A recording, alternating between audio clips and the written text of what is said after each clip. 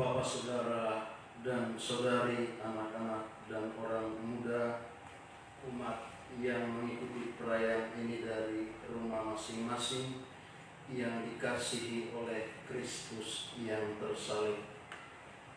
Peristiwa hari ini adalah peristiwa yang sangat menggemparkan sepanjang sejarah umat manusia.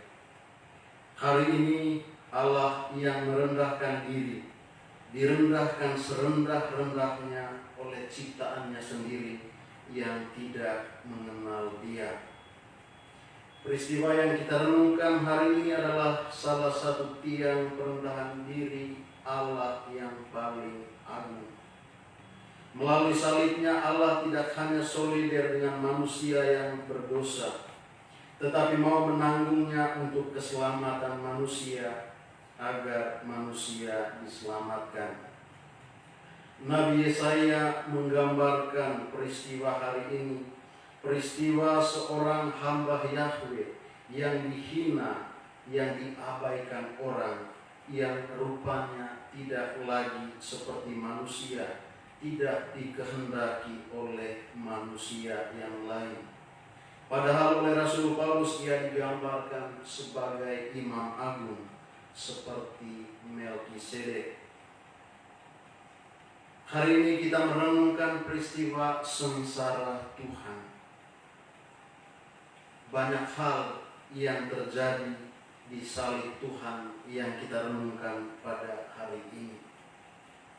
Yesus dihukum supaya kita manusia diampuni. Yesus disakiti supaya kita semua disembuhkan. Yesus dijadikan dosa oleh dosa kita, supaya kita semua dibenarkan oleh kebenarannya.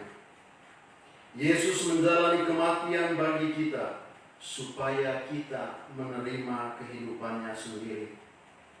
Yesus mengalami kemiskinan di salib, supaya kita menikmati kelimpahannya. Yesus menanggung rasa malu kita, supaya kita menerima kemuliaannya. Yesus menanggung ketertolakan kita, penghinaan kita, supaya kita diterima oleh Bapa. Yesus menjadi satu kutub, supaya kita semua menjadi berkat. Peristiwa kisah sengsara yang kita dengarkan pada sore hari ini juga sudah sepatutnya merenungkan peristiwa-peristiwa hidup kita. Secara pribadi, ketika membaca kisah sengsara, setiap mendengarkan kisah sengsara pada hari Jumat Agung, saya merasa kisah-kisah, peristiwa-peristiwa yang terjadi, mulai dari Taman Getsemani sampai Golgota, adalah peristiwa tentang hidup saya. Kadang-kala saya menjadi Yudas yang suka menjual kebenaran demi harapan dan keinginan palsu, demi hasrat dan ego kita, ego saya. Atau mungkin kita semua juga menjadi Petrus yang kurang percaya diri mengaku menjadi murid Tuhan, dengan mengabaikan segala tanggung jawab kita sebagai murid Tuhan. Apakah kita juga sering menjadi seperti Pilatus yang akhirnya kalah dan mencuci tangan atas hukuman yang ditimpakan? Jangan-jangan kita seringkali cuci tangan atas hidup kita sendiri. Mungkin saya, mungkin Anda sekalian juga sering menjadi Herodes yang kebingungan sehingga tidak sungguh-sungguh berjumpa dengan Yesus yang hadir di hadapannya. Kita tidak mampu melihat kehadiran Yesus di dalam kehidupan kita sehari-hari.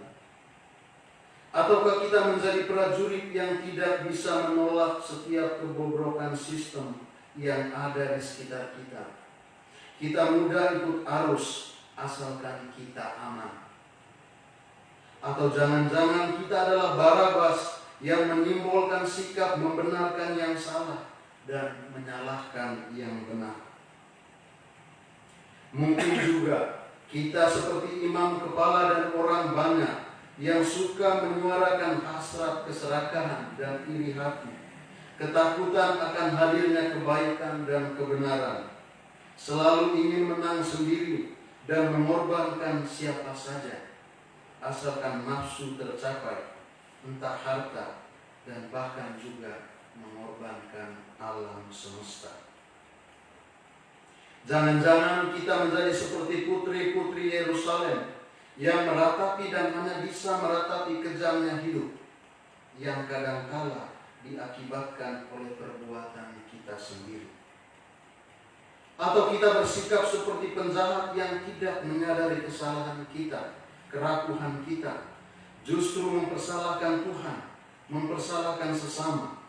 Kita suka mencaci maki Tuhan karena kenyataan hidup kita tidak sesuai dengan harapan kita. Semoga ibu bapak, saudara dan saudari, umat sekalian, kita menjadi seperti penjahat yang menyadari kesalahan dan lantas bertobat. Seperti Simon dari Kirene yang siap memanggul salib bersama Yesus, atau seperti Veronika yang berani menerobos kekejaman dengan kelembutan, sehingga dihadiahi wajah kehadiran Kristus sendiri di dalam kehidupan kita. Atau mari kita berani seperti Bunda Maria yang setia menemani putranya yang terkasih dengan kasih keibuan, sehingga pada akhirnya kita mampu seperti Yesus yang mau mengorbankan dirinya dan merentangkan tangannya untuk kita dan untuk semesta. Semoga peristiwa suci hari ini, ibu bapak, saudara dan saudari yang terkasih, menyadarkan kita akan kerapuhan dan kelemahan kita di hadapan Allah. Tuhan telah wafat untuk kita agar kita dimuliakan. Marilah kita mempersembahkan diri kita, mempersembahkan seluruh umat di wilayah paroki kita, mempersembahkan seluruh umat manusia di mana saja mereka berada kepada Tuhan sendiri. Semoga dalam situasi yang sedang kita alami, kita juga mengalami kebangkitan Kristus. Kita juga mengalami penebusan berkat sengsara dan wafat Kristus. Semoga Tuhan memberkati kita.